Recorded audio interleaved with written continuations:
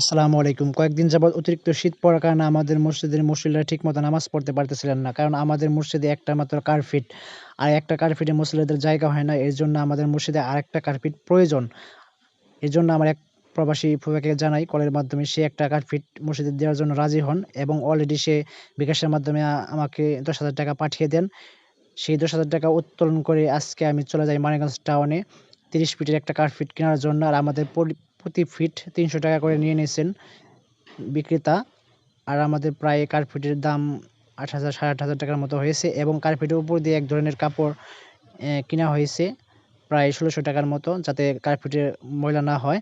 তো দেখতে পাচ্ছেন আমাদের ইমাম সাহেব অনেক সুন্দর করে সে বিছাইতেছিলেন এবং আমার ফুপা যে আশা করে সে কার্পেট দিয়েছে মসজিদে, তার নেক আশা পূর্ণ হোক এবং তার প্রবাস জীবন সুখী হোক, এই দোয়া করি এবং এই কামনা করি।